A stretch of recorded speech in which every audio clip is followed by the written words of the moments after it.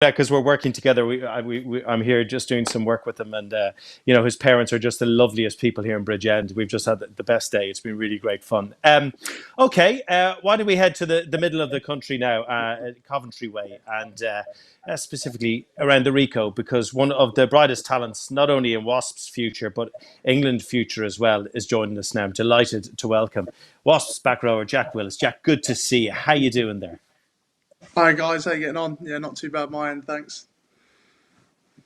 Tell us, how's it been for you? Lockdown, how have you coped? Yeah, it's been okay to be fair.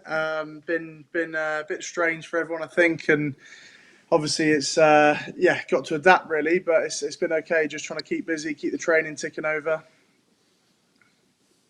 I've been really impressed with your mindset, actually, because I heard an interview with you and you said lockdown was easier for you because your experience of 2018, you were playing out of your skin, you were on your way to your first England tour to South Africa with the senior team, and you played Saracens 9 days after you were announced into that squad, and you did your ankle, quite a serious injury, and you were out of the game for quite some time, and you had to deal with all the demons that go with that. That experience, it seems to have helped you with dealing with lockdown and being away from the rugby environment that you love so much. Tell us how.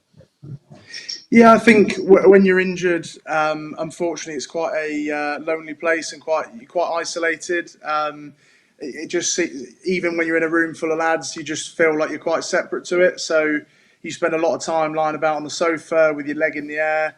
And I actually found, if anything, lockdown was slightly easier because you weren't having to walk around on crutches and do other bits like that. But it's I've tried to keep myself busy with a few off-field focuses and alongside my training. It's I feel quite fortunate because obviously it's been a very tough period for a lot of people. Talk to us about what they are at the moment. Fifth in the 33 points, Chiefs margin 45. Still a lot of rugby, okay? If things click in, maybe some form falls off the top. You're still in no doubt about that. How are you viewing the remainder of this season? I think it's a fantastic opportunity for us, and I think with the games being so close together, and it's an opportunity. You get a couple of games, well, 3 games in 1 week. If you win all of those, the confidence is going to be through the roof, and it's going to really test everyone's squads. And I think for us, we back our squad. We've got a great group who are working very hard, and I think if we can get those results when we're at the first couple of games and the confidence sort of pick back up from where we left off, then hopefully we can kick on this year. You're right. You just mentioned Ugo, the he's not momentum going to. Sorry. You just No, you mentioned the crack on there, momentum sunshine. and the quick succession of games. You see, hey, we're working it out. It's been a little while. But lockdown perhaps came at a bad time for us. You got yourselves into some blistering form, I think 5 on the bounce. I mean, what's your mindset going back to rugby coming back onto our screens and you guys being back onto the pitch? I think you guys touched on it earlier when you were talking about when you see a team playing with smiles on their faces, it's quite a worrying sight. And the last 3 games we played, we did have smiles on faces. It was some of the most enjoyable rugby I've played. That Saracens game was definitely a highlight, and I think that's where the turning point was. I think it got the smiles back on faces that game to get a result like that at home, and that's where we sort of kicked on. And as you say, unfortunately, we had those wins, and then we got taken away with the lockdown and stuff. But for us, that's still fresh in the memory. But it's at the end of the day, we're a different team now. There's a lot of different teams out there, and things have changed. It's quite a long period that we've been away, and it's just about going again and trying to get those smiles back on our faces as soon as possible. Yeah, different team, different man in charge, of course, but still the same challenges and aspirations as a team. But for yourself, Craig's already touched on it. You missed the tour South Africa. You almost definitely would have gone to Japan this summer, which has gone past. So on an individual basis, what are your aims, not just for the remainder of this season, but for the next year ahead? I think for me, my main focus has got to be at the club, because without performing at the club and doing my best here, then nothing else will come from that really. Obviously, it's a dream of mine and always has been, always will be. But these things won't come unless I'm performing at WAS. And for now, that's my number one focus is to try and do my best for the team, and hopefully, if anything came from it, that'd be fantastic. Can I ask you a kind of question? Because you are the turnover king in the Premiership. Your stats are through the roof. High 20s in 11 games. I don't know how much of it. Don't always understand that stuff. I know you're very, very good at it and you steal a lot of ball. Watching Super Rugby, it's been fairly whistle happy at the breakdown. I'm just wondering, do you think that's going to affect the way you attack the breakdown, the way you go about your business? What are you looking out for there? I think a lot of it will be the same.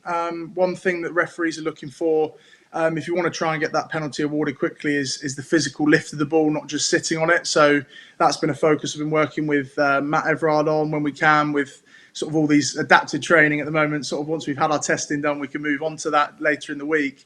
That's been a big thing about trying to really physically move that ball and make it visible to the referee, because that's, as you say, in Super Rugby, that's exactly when the refs are starting to ping it. Now, Ugo's going to give you your biggest test of the season, actually. Ugo, have you got a quick fire test for Jack? You're going to put him under pressure here? Yeah. 3 very quick questions. Jack, if you had to go into isolation with one of your squad members for 1 week, who would it be and why? Good question.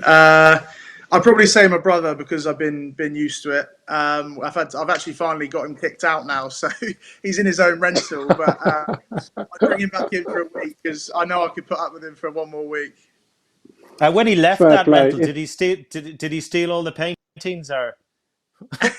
Well, he'd broken them all before that point, so. I mean, you did lockdown doing an interior design course, Jack, did you? What? He didn't get his deposit back, put it that way. Jack, the landlord, love it. If there was one member of the squad that you wouldn't want to go into lockdown with, who would it be? That's a tough question. Sell them out, mate. Come on. Sell him out, yeah. I'll tell you what. I've seen him this evening. It would have been tough to be round the cruises. He's got the twins as well at the moment. Would have been hard work. Gosh. Fair play to them.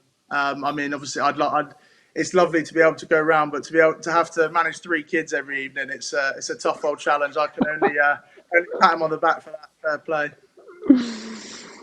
Fair play. This next question is our last question to you, and it is: if you could replay one match again, potentially different outcome, what game would it be?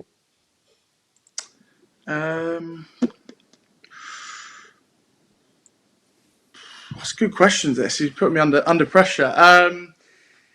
Well, there's the obvious one where I unfortunately got the injuries, but on a more positive note, probably earlier this season when we were away at Leicester. It was one of those games. It was obviously a really tough week as a group with all the change that was going on with the staff. I think it would have lifted the boys to get a result there, and I felt like it really could have gone that way. It's obviously a very tough time at the club at that point, but it's it probably would have been a time where we needed a little boost, but unfortunately Leicester held out.